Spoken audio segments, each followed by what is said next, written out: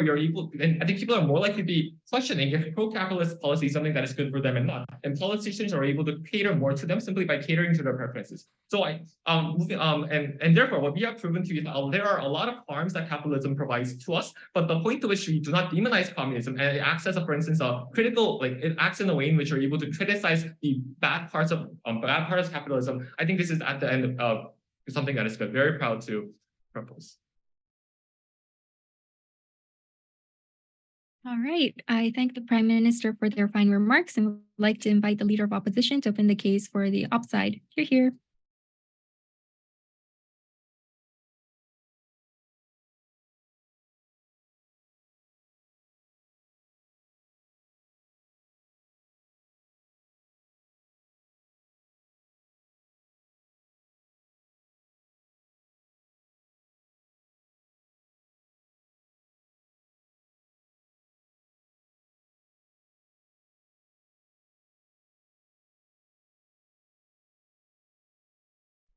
Am I audible? Can you try that again? Sorry. Am I audible? Yep, loud and clear. Thank you.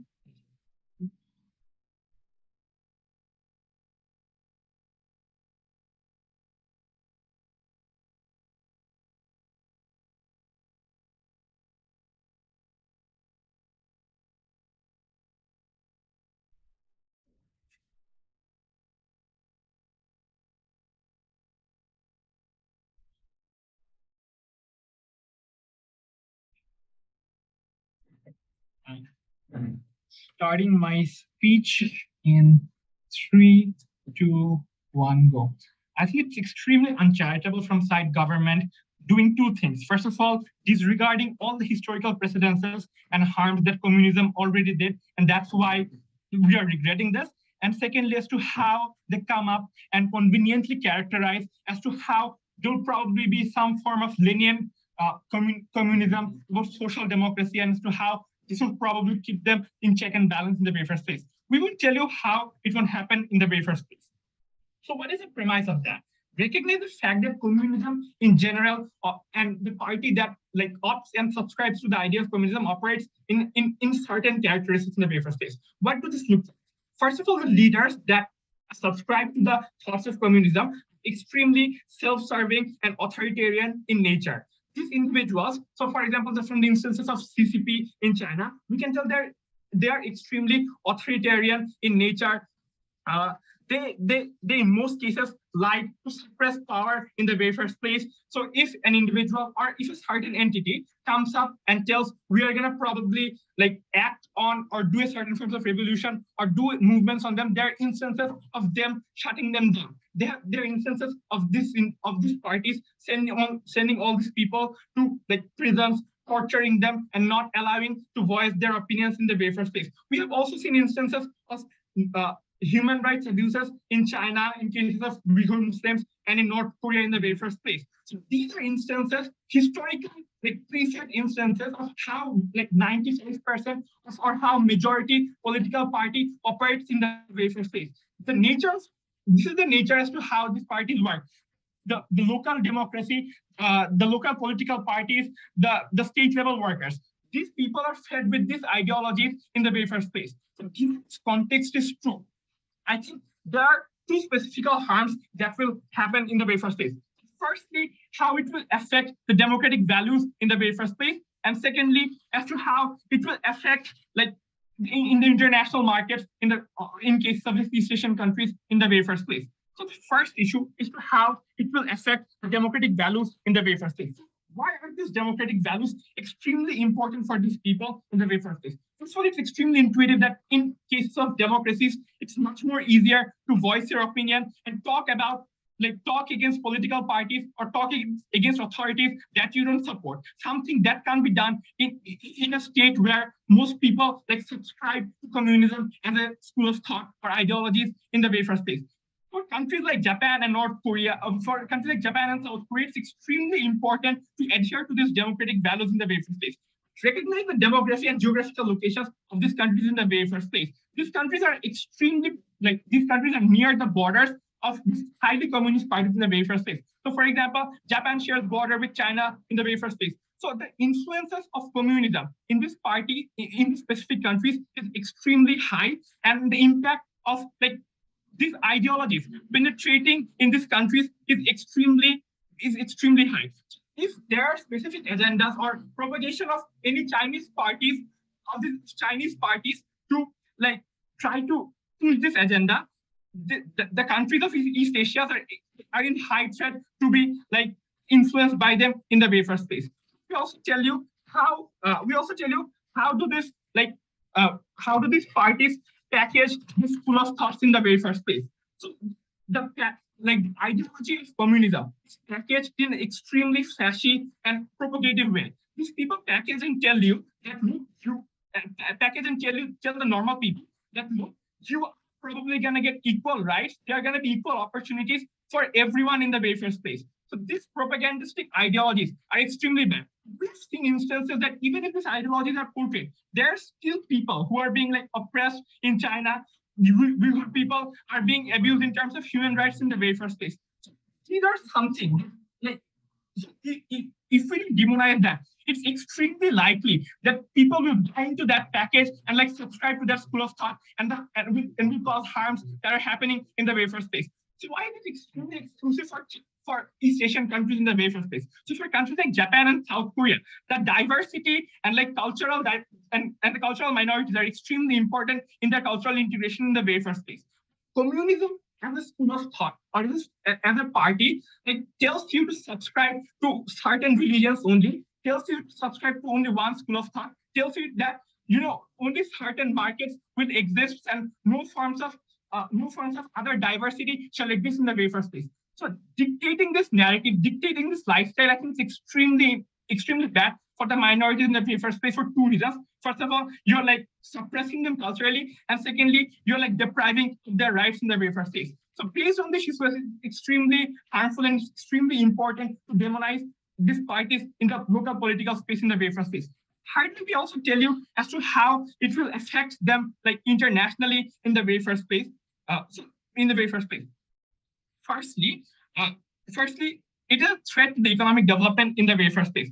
It's extremely intuitive that communist parties like constrict free market trade and don't allow private companies to operate within those countries in the wafer space. So why are these private companies and international companies extremely important in the economic development of countries like Japan and South Korea in the wafer space? After World War, when these countries were devastated, these private companies in spaces of tech, in spaces of healthcare, were the ones who actually helped to like lift the economic situation of Japan, which operated in a fast and forward way in a free market situation in the wafer space.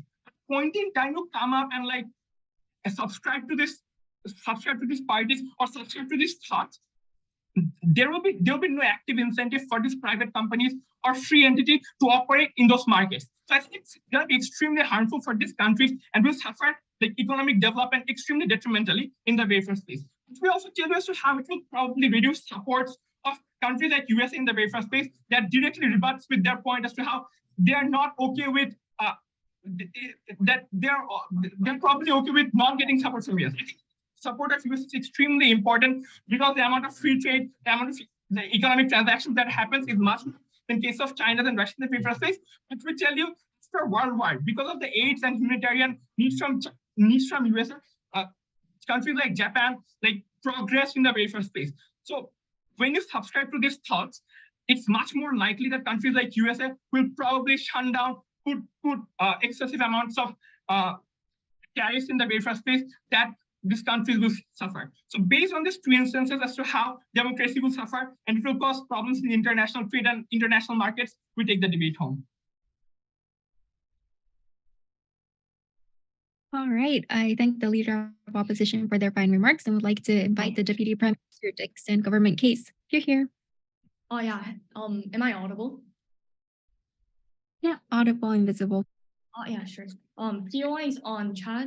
Oh yeah, before I start, I wanted a couple of shout outs. Maybe it might be a cringe. Shout out to Seokjin, Haeseong, like the two Seokjins in my team. Shout out to Yeonsue and Yuli and like every HDS members. Yeah, nice. Yeah, with that being said, and also to people from Kira. Yeah, thank you. Yeah, with that being said, starting my speech.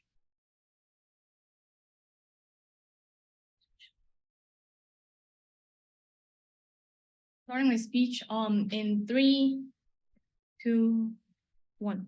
I think opposition has to differentiate why existence of communism actually leads to communism dominance, right? They have to prove the mechanisms of why just simply existence of communism like dramatically leads to dominance of communism, right? Because starting from Haeseong's speech, we told you that, hey, when it comes to communism, there is like a variety of spectrum of communism. So they can argue that, hey, just because like Korea and China has borders with, Korea and Japan has borders with China, they will fall under extreme communism, right? I don't think they have provided no mech and why suddenly these countries will adopt extreme communism. Because notice from their argument, they actually concede to the fact that communism itself is a fringe party, meaning that in order for them to reach consensus in their like country, they have to make consensus with every other parties to make their like propaganda exist in that country. Meaning that from the moment they make consensus with other countries, they have to moderate their tones to be much more liberal and much more to much more liberal, meaning that it's much more likely that these extreme communism examples would not exist on our side of the world, right? An example for this is India, right? They coming from opposition, they mentioned that hey, because Japan actually has borders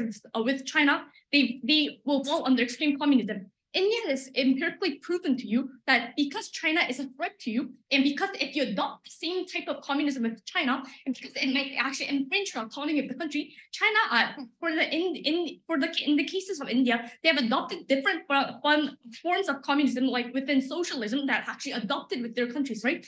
There are cases about how this kind of extreme communism will actually like harm the economy and every other human violations actually falls on their side or over their side because they notice that China is a threat, they won't adopt the same thing with China and whatsoever, right? But second thing coming up from their argument is that hey, because we demonize the communism, we actually can we can actually secure the democratic values. Just because you demonize communism, you don't dramatically bring in democratic values, right? Because we think the harms here are symmetric. Because notice that when it comes to like extreme capitalism, since you don't have the check and balances systems within your domestic nature, it also infringes democratic values from the moment you actually harm the most like vulnerable people, right? So when it comes to the problems of democratic values, because we think the problems here is very symmetric, I don't think this is a clash that they can win over.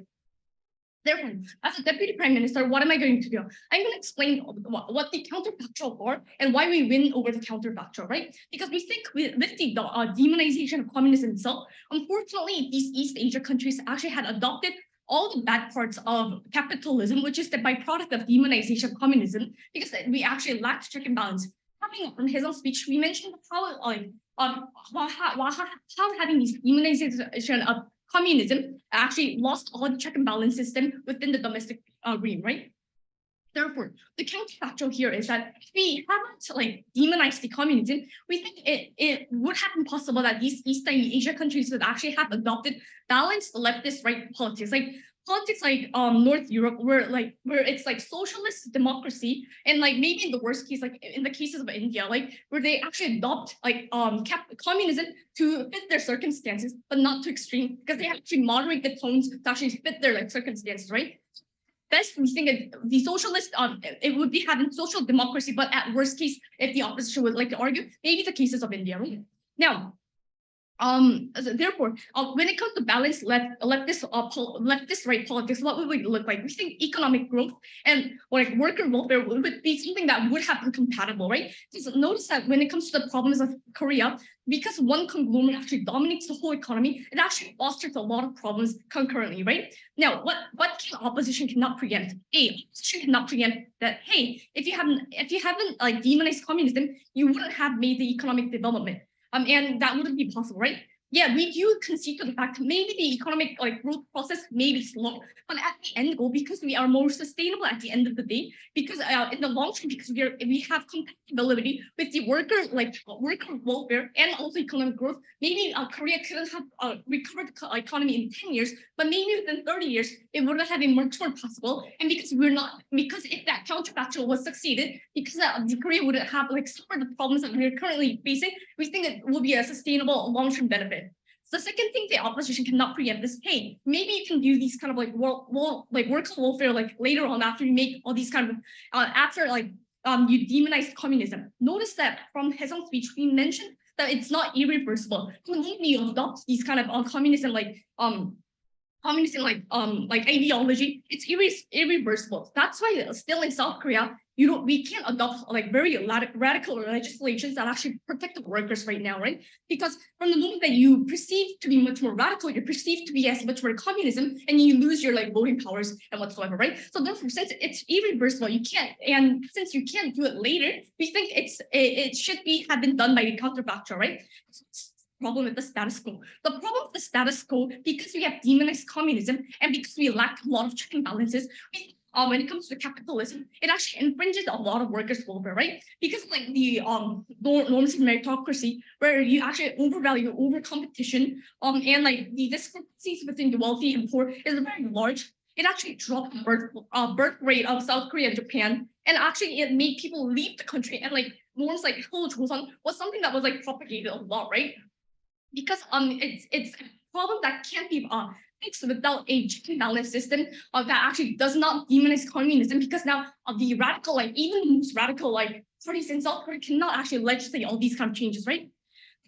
How our counterfactual actually would have solved these kind of problems is that because they have frequently called out the problems of like all of the like radical capitalism, like that actually doesn't deal with the problems currently. I think it would have been much more better, because maybe yes, you might have slow speed of economic growth initially, but once you get into the orbit of like growth, because it's much more compatible when it comes to like you're now actually calling out the problems of capitalism and like what goes against like communism or whatsoever.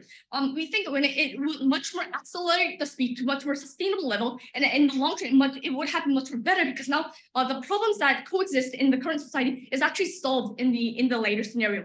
Why is this much better? Because now it actually helps solve the problems of like the like international problems of like Northeast Asia, like for instance the problems of Japan and China, because now it perceives both countries as something where we can actually achieve mutual growth. Maybe, but it would have been much more better at the end of the day. For all these reasons, extremely proud of both.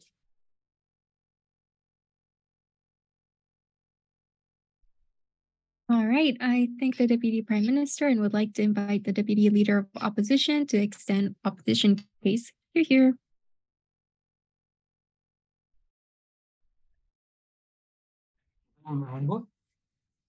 And visible? Yep, you're on. Yeah, yes to both. Okay, so I would like to take POIs in. And yeah, I would also like to shout out, I don't know if they're here right now because we're too late to, I think, give any links. But I'd like to shout out people from IUDTS and people that have encouraged us all from our contingent in general from Bangladesh. So yeah, with that, I'm going to start my speech. Oh wait, I'm going to take a POI probably before the 6 minute. So do remember to ask that in the chat. So starting my speech in 3, 2, wait.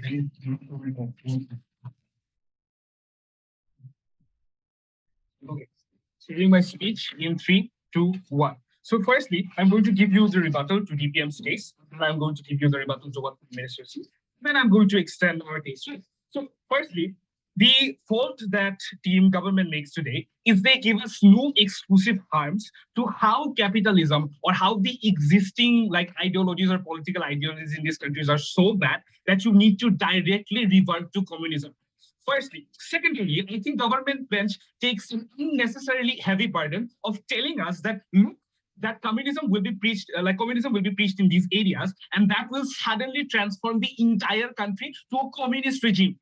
2 responses to why this will not happen and why this is very harmful. Right? So firstly, understand that we have time and time again give you so many examples of historical atrocities that have happened to neighboring countries of these individuals. Like their first speaker talks about, like what Mao Zedong did, killing thousands and thousands and thousands of people on the name of, forcing people on a form of development that they knew wasn't financially or, not sustainable for their people. That led to so many people dying. So what that necessarily means is that people in general inside these East Asian countries are very against the norm of communism in general from the historical precedents, right? So when you try to tell me that from government you will going to come up and like increase this ideology and that will suddenly turn it into a communist regime is extremely unlikely. What will rather happen on a secondary layer is that it will create increased like immense polarization in the country, right? And what will happen is that this will create a dystopian situation where civil wars will happen, when political fights will happen all around of the time, and the the political utopia that they talk about, where sudden check and balance mechanisms exist, will not exist in the very first place because they never gave us any mechanism of how this will magically happen and no harms will happen. Because we tell you that this polarization is imminent and this will lead to fights and death and more conflict inside those countries.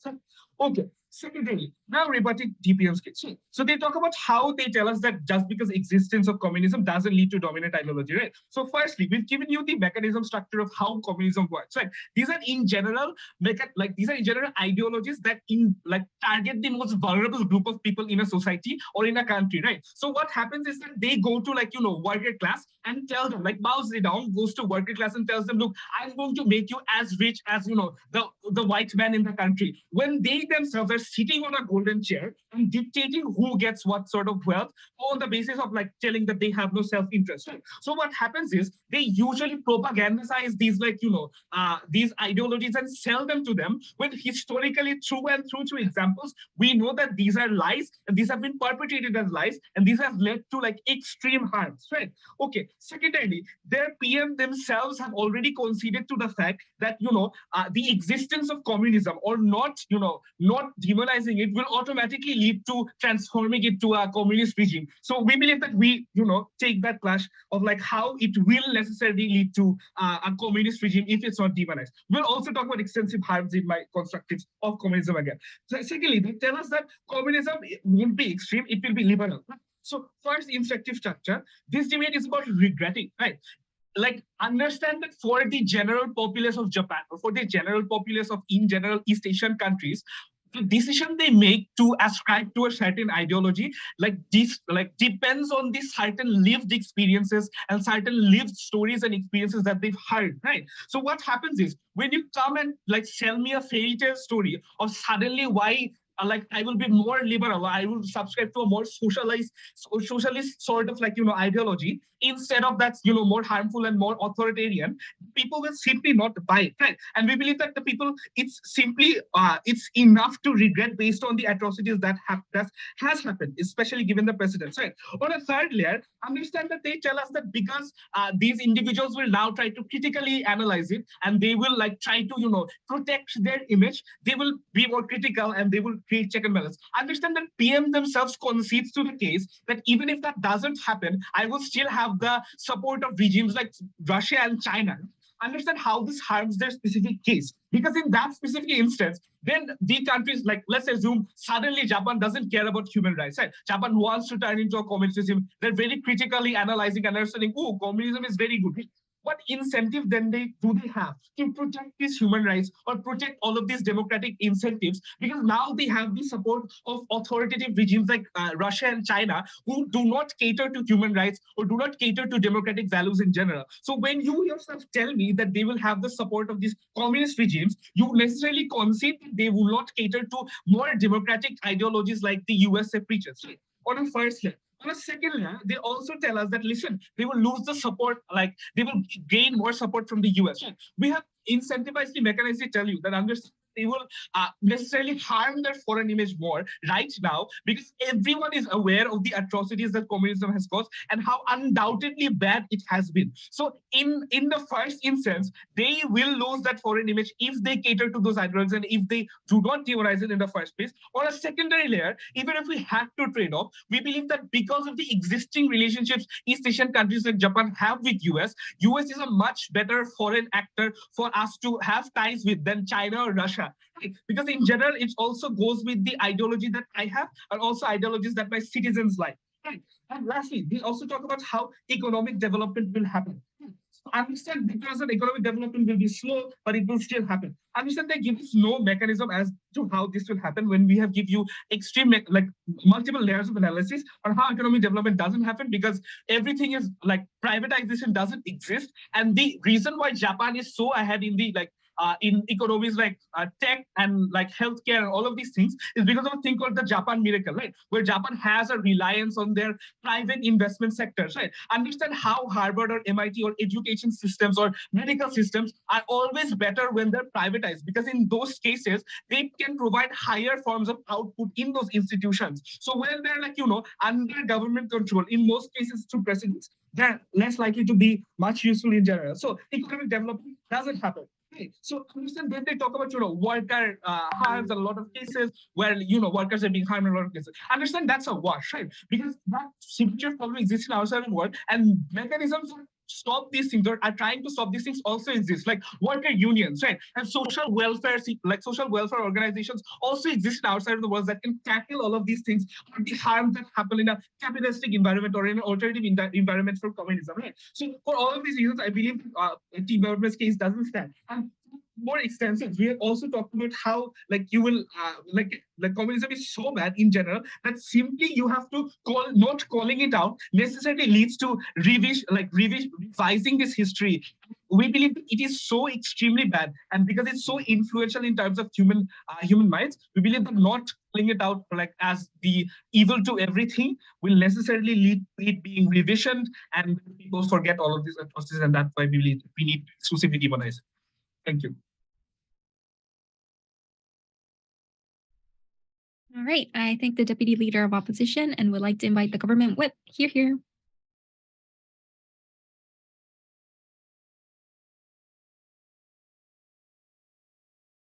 Hi. So sorry I'm being cringy, but thanks for everyone for coming here to see this debate. And it's also meaningful because my juniors said so many nice things about me, unlike my previous debate partner. So I think it's nice to come back to EFL finals once. Okay. Always verbally, I'm gonna put in the chat just in case people might not notice. Great.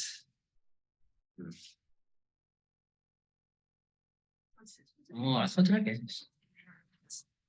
Sorry, my speech in 3, 2, 1. I want to clarify 2 things before I move on to the debate, burdens in this debate. Number 1, it is not government's burden to defend a world in which you have to talk about why the most extreme cases of communism will manifest inherently, but also in a instance in which even if these worst forms of communism is a strategy in which it is likely to then be taken by the communists in these countries, is unlikely to that extent that this will succeed, which is proven to our previous speakers. But number 2, this debate is not a debate simply about capitalism versus communism inherently. Obviously, there's a spectrum of different ways in which we can do this. The question is whether or not to have a check and balance system to counter the worst forms of capitalism versus having nothing at all. I think that's the trade-off we want to buy out in this specific debate.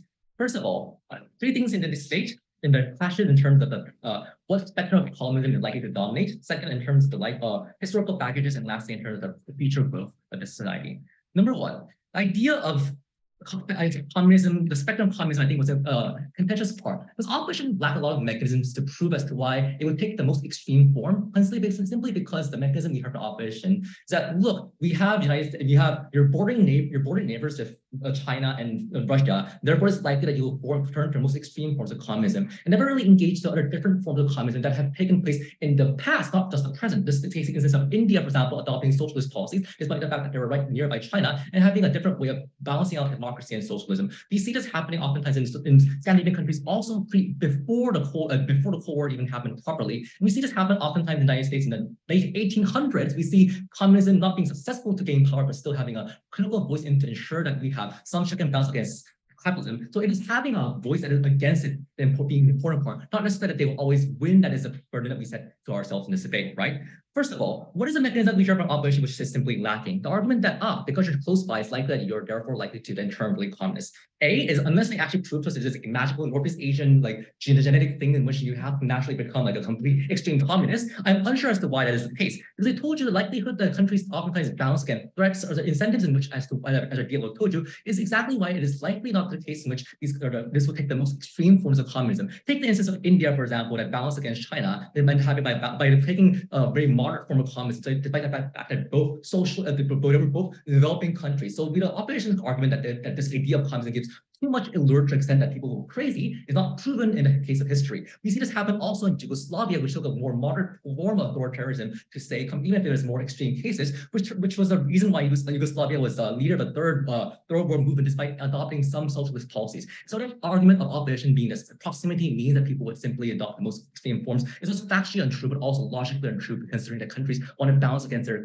competing threats. Number two, they ignore the fact this is a regress debate in which there's the influence of the United States has been there in South Korea and Japan post World War II, right? We had the American government set up their own proxy governments within South Korea and Japan, which is to say the most extreme form of communism would have been unlikely due to the political backlash that the United States would have upon these countries, but also because it is likely that educational systems and would be likely to be against these things. And they're saying that it's probably likely that communism would have a voice in our world, but it will not be dominant to the extent it would take the most radical form, nor will that radical form end up winning the elections. So the comparatively broad debate is that it's more likely that communism will be able to critique to ensure that we have a larger voice in things, to ensure that we do talk about the problems of capitalism instead of having unfettered capitalism. Notice the fact that unfettered capitalism is equally as dangerous to unfettered communism. That is a comparatively broad view in this debate. Lindsay proved to you as to why communism not take this most extreme form, but also there are reasons why, historically speaking, there are reasons why South Korea and China, South Korea and Japan will have balance against China, but also the influence of the United States being there means it is unlikely that opposition wins that clash.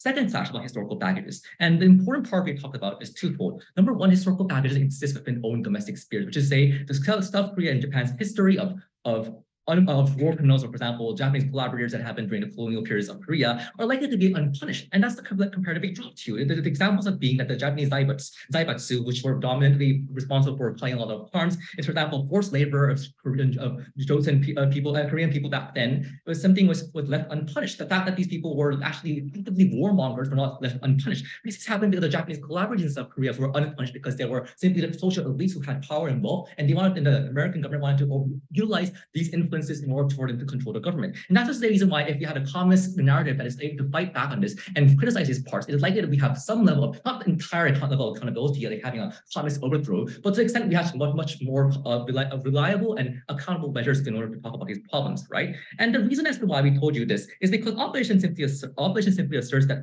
authoritarianism would happen. We told you like authoritarianism in its extreme form wouldn't happen. But number two, on your side, you have the most extreme forms of authoritarianism anyways happening for certainty. We told you the examples of the zaibatsu who use their capital influence to do this. You see the example of the LDP, dominant in the Japanese government, but still the influence of this dominant party still exists upon it. The very fact that the United States supported the very anti-labor government of Park Chung-hee, the dictators, and later dictators that went against the very norm of communism and helping people out. But therefore, democracy didn't happen. It was authoritarianism and crony capitalism that dominated the Northeast Asian context and therefore caused significant harms to democracy. But third of all, we told you as to why the IR right now, relationships right now would be very, very bad. Because notice the fact that oftentimes it is a case where the relationship between South Korea and Japan weren't properly settled. It's because the conservatives took over the Japanese government. It's because the dictators in South Korea sold our rights away and try to push down and press the historical problem we had in the past. And that's the reason why we see a lot of significant backlash happening in status quo. This pure, I just make it verbal. But this is also why, because it's likely that this idea still dominates the current political discourse we see between South Korea and Japan, to say that it's less likely for you to get proper discourse upon these things, but also because these countries are well. Opposition says that, but then the United States relation would be bad. I think that's a trap we're going to buy, because it is still likely to some extent that America would have been still supportive of Korea because of the reason we told you, just because it's not an entirely communist country, it does not mean it's because there's some socialist sense of country will still have alliance, like for example, India and the status quo, still some extent close to Japan, with China, United States, due to its geopolitical reasons. But this also means that we are able to develop the biggest historical baggage we have in the relation, which limits the significant possibility of getting economic benefits. This last part about all the harms we have seen in status quo. We told you a lot of the things in which are irreversible harms, so that oscillated ideas of communism, which prevents the possibility of proper labor reforms. The problems of labor unions, which opposition feel negates the fact that it's saying, but then no, these aren't actually a big problem, because you can see this in the reverse status quo. No, because we've indoctrinated people about communism for the last 60, 70 years, but because there's a structure of inequality because of the tables and diabetes who are dominating or making cartels within the economy, means it is very hard for you to fight back against these ideas. Because the political idea, because that's exactly why our own president is saying that you should work on 120 hours in South Korea, right? It's because of this rigidness, and we think, imagine, this debate is not about whether like entire socialism is good. But we told you as to why a possibility of socialism being significantly likely to increase economy, for example, by investing on the people and making sure these people are a bottom down system can ensure that the longevity of the country survives. The very fact that government operation needs to defend a world which is dying because of low population and because of a lack of labor unions, a lack of labor rights, means that the operation needs to defend a world which do not exist at all. So what is the use of having rich people if there is no South Korea, Japan, and we populate in the future for all these reasons posed?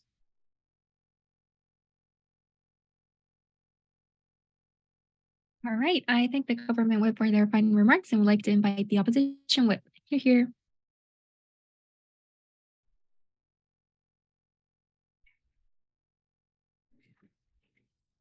Am I audible and visible? Yep. Yes to both. All right.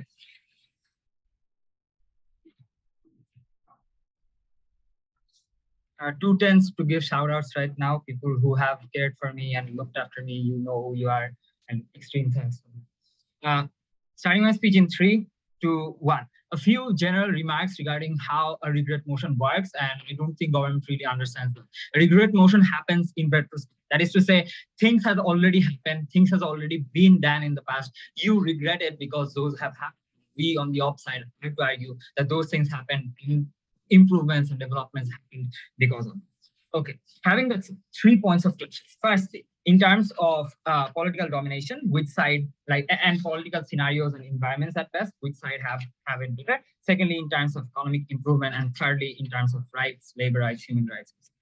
So firstly, in terms of political domination, firstly, we tell you that, coming from my deputy, that it's very polarizing, the idea of communism, right? So the moment you let them preach the idea, the moment they exist as a party, not like watered down version of that, like a social democracy that participates in democracy, not like that. The actual idea of communist parties that the reason why Red Purge happened in the first place, right? Those are very appealing. You go to those vulnerable people, say things like you are going to get equal rights, but never give them that. All these things are going to create extreme amount of polarization. So the internal situation or political situations in these countries are likely to be very, very bad. But secondly, also, you just cannot argue on basis of social democracy, right? Because social democracy already exists. So you also have to defend your worst case. Otherwise, you cannot win this debate. But third response is extremely important, because understand this, as we have already said, this is a regret motion.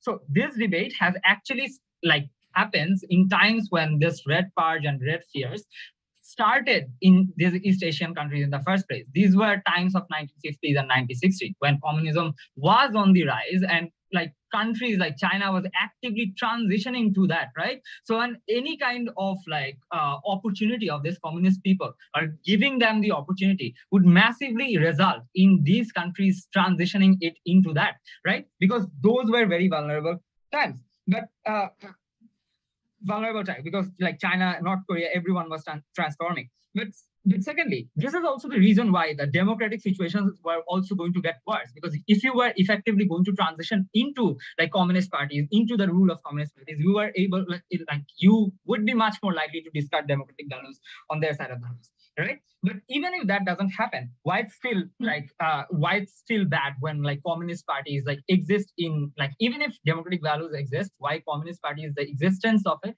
is very bad for these East Asian countries? Because then you'd have more amount of communist members or communist party representatives in the legislative complexes, right? So what would happen is that they would actively oppose free market policies, and based on their ideology, they actively oppose NGOs, humanitarian interventions in terms of rights examinations, etc. Right? So why is this very important? The comparative here is Uyghur rights against labor rights, right? So you are going to give laborers more rights, but on the other hand, you're not going to be able to investigate in certain scenarios, which is very critical.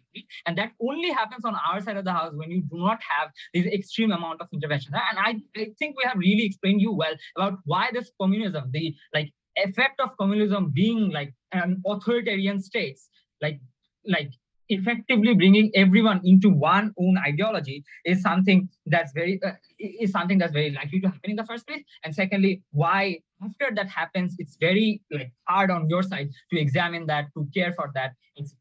Secondly, in terms of the clash of economic development, right? So understand why Japan and Korea have improved in the first place and why they wouldn't be able to do so on their side of the house, right? So firstly, in terms of innovations, right? So Japan is extremely technologically extremely developed, and that has happened because scientists and other people who do innovations in Japan, like advanced semiconductors, advanced cars, motors, engines, etc. This would effectively stop and effectively bar down on their side of the house when during those 1950s, if those red purge hadn't have happened, if those demonizations hadn't have happened, after taking over, that would effectively limit the innovations and process of advancements of these countries, right? But secondly, they say that US is something that's not going to intervene. No, US is going to intervene. Even if it happens now, US is going to feel extremely threatened because idea of giving rights to communist parties means that you are leaning towards China, means that you are leaning towards a particular opposition of US that US currently is in extreme competition with. But thirdly, they also have an active incentive to support you right now. The support that they have been giving you from 1950s to onwards is not, you are not going to have that the moment you identify as something like that. So it's very important to nip everything in the bud to make sure that you're make sure your investors or your supporters or your allies don't get the wrong idea. Secondly, it's more important in terms of customer bases, right? So I don't first of all, China and Japan mostly create similar sort of things. So I don't think the mutual trade is very likely to happen because I don't think Japan is going to export cars or electronics devices to China because China already produces them. But secondly, the market is really not there. The market is actually US. So Japan and Korea have active incentive to do business with the West rather than China. So I don't really think they have a fiat to claim that just by having the relationship is going to improve you because US is a crucial entity for these East Asian countries. But lastly, in terms of citizens and why they have the right to demonize this, right? So we have talked to you about historical precedences over and over again. What Mao Zedong did, what Stalin did, how people have died under those rules, how people have suffered under those rules, right? It's very important to address that in the first place. But second, it's also important to remember that and enact on the basis of that, right? So when a normal Japanese discussion happens, I think it's on the right and all people have every right to go against that particular thing because political parties are often based on what history they have. You cannot just say like PM did and claim that, oh no, we learned from our mistakes and we'll move on. No, that's what your history, that's what you have been historically doing. And people have every right to hate you, demonize you, and not subscribe to your ideology and effectively stop you. But on the flip side, we also say that minority rights that exist and diversification rights that exist on our side of the house do not on their side of the house. And people have every right to feel very fear and very scared in terms of not letting these ideologies inside. So whatever I've proved why the domination is very likely. And secondly, my second speaker have already proved the harms of dominations of communism. So for that reasons, extremely proud to.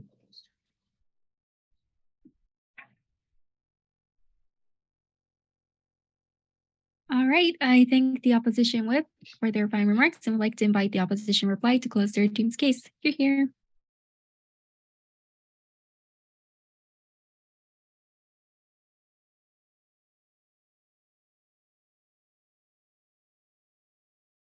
Hello, am I audible? Yep, you're audible and visible. All right. Starting my speech in 3, 2, 1. So, panel, understand that the only point of contention that government has tried to put on is that firstly, it won't reach the extreme end of communism. So the first two things that I will deal with in my speech is that understand why it is likely to reach the extreme end or the extreme interpretation, which is actually the natural interpretation of communism. And secondly, even if it isn't the extreme, by their definition, the extreme definition of communism, how it will be still harmful, still much more harmful than this. So firstly, how it is more likely. So three layers of responses, 3 layers of analysis that we've given you, right? So firstly, understand that it is packaged deceit. We've told you time and time again, Mao Zedong was known as the king of propaganda, right? In a lot of cases, these regimes of communism usually like are based on, lies and like, trying to make people understand or trying to weaponize the emotions of working class, trying to tell them, look, you're going to get all of these benefits, right? So how do we know that they're not going to get all of those things? Simply because of historical precedents. Why have we harped on historical precedents so much throughout this debate? They have tried to tell us that we give you no mechanistic incentives to all of these things, right? So understand through historical precedents, you actually find the mechanisms of how this is unlikely to happen. Right. So firstly, understand the mechanisms that come from this is usually in communist parties, there's like a high consolidation of power towards one party. Right. And like in most cases, like again, we've given you examples of this, like historical precedents to show you that these things do happen. That's why these things correlate to these mechanisms. Right. Secondarily, like in usual cases, there's like a high suppression of any opposition towards the government, right? So that results in killing literal oppositions, killing political leaders, like making them disappear, torturing them, literally, harming their lives. Lastly, we also believe that these individuals are in general anti-democratic. Because understand that there's no incentive for these individuals to be democratic, because in general, a communist leader works in a fashion where what they say has to be the last call. Because if it isn't, then it leads to confusion of who decides how wealth redistribution will happen in the first instance, right? So these are the like mechanisms of how communism in general works and how it's like very deceitful in general, right? And on a secondary layer, my first speaker has also talked about the argument of border proximity, right? So understand, because in general, these countries like Japan, who are not communist-centric or who are demonized communism, are so close to countries like China, who actively support these things. Like the lack of demonization can necessarily lead to, very high influence because of how influential these ideologies are. So, for example, like it's no doubt that India has a certain influence over Bangladesh's government, and India's ideologies reflect what happens in the Bangladeshi election as well, right? So understand this is how border proximity works, and this is why it's so harmful if you do not demonize these things, right? So, okay. So secondarily, even if it isn't extreme, right? Even if it isn't the extreme case of demonizing, like communism. So understand what are the harms that will still happen and still take us the debate, right? So understand polarization will still happen, that we've talked about, that citizens will not like this, fights will happen, civil wars will happen, people will not like this. On a secondary level, polarization will also happen in the parliament, right? So what does this look like? All the economic development and all the benefits that they talk about are nullified. Because understand the privatized corporations like NGOs and like NGOs in general work with human rights organizations internationally, right? In most situations, in most countries, these NGOs are the ones that are like the forebearers of these, human rights watches, right? So what happens is when you try to discard all of these privatized institutions like non-governmental organizations, and you have members in parliament who are communist ideology based, they will try to disregard all policies that try to include more NGOs in the country. So what happens is you pass more policies, or it's more unlikely for you to pass policies that actually help human rights watches or help all of these institutions, right? And we also talked about how in those cases, because of this polarization of parliament, you also have less privatized education, less private healthcare, and all of these instances where we've also given you examples of how these are the best cases of those benefits. For these reasons, we believe that government today loses this debate. All right, I thank the opposition reply as well as the whole team, and would like to invite the government reply speaker to conclude their team's case and the debate. Here. Okay, am I audible? Yeah, you're audible and visible. Oh, great.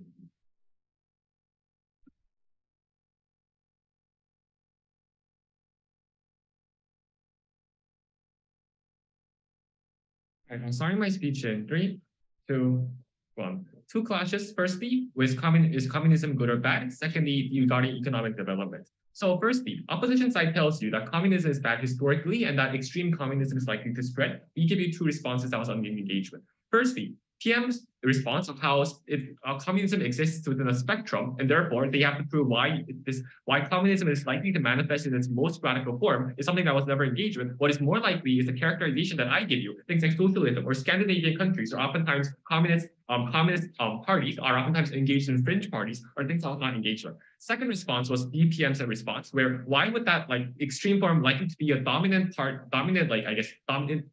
be the dominant narrative within that debate? Simply because DPM tells you, one, if you want to win the election, you have to moderate your policy so that you're able to pursue other people. But second, you also have incentive to differentiate so that you're able to balance against competing threats. For instance, like India and China, which have different communist manifestations. All of that was unengaged with. And opposition would try to come up with new material, but that was also sufficiently engaged with, or at least was engaged with. And Seokjin tells you that obviously just because it is proximate doesn't mean you're following a similar form. But second, oftentimes because of Japan-China rivalry, or for instance, because of the Korean War with South Korea and North Korea, people like those guys' countries are hostile, which means just because it is proximate doesn't mean this actually leads to the same type of ideology spreading.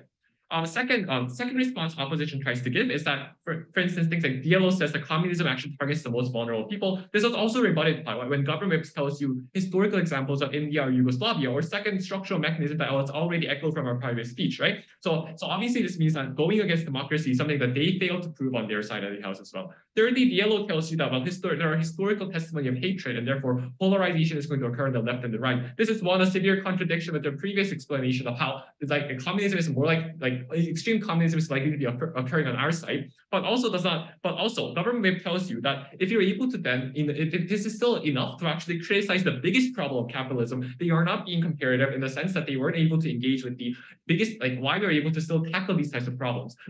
Compared to that, the push that we have given to you was that you're able to engage, you're able to voice out and actively criticize when politicians are, which cannot be on their side, when politicians are too afraid to criticize simply because of massive demonization that happens. Oftentimes left parties simply do not exist simply because and therefore isn't there to take radical agendas. Oftentimes people do not prefer it. All of those mechanisms are sort of existing at the end of the day. You have to credit them. Secondly, regarding economic development, the impact that we have given to you is that when you have over competition, or oftentimes the welfare are not given to people who fail because of you idolize meritocracy and whatnot, significantly decreases birth rates, or oftentimes because you have competent timers or people who are affluent. The economy becomes much more inefficient because you decrease competition and increase corruption.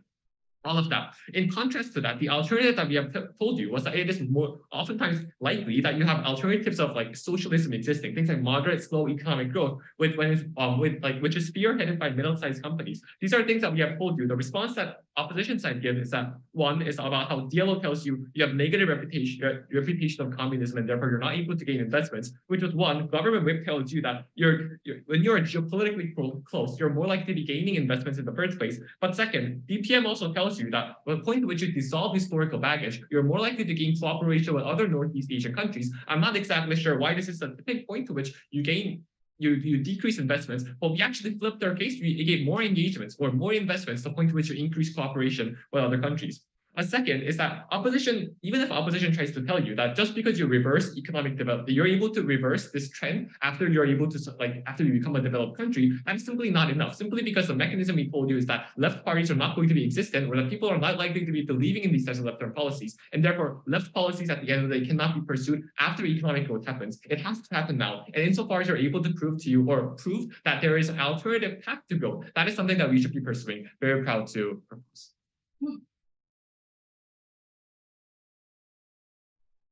All right. I thank the government reply as well as all of the speakers for what was a wonderful finals. And yeah, congratulations to both teams. And if all of the judges can now please join me in breakout room A1, that'll be great. Oh, sorry. Opposition. Okay, I see. All right.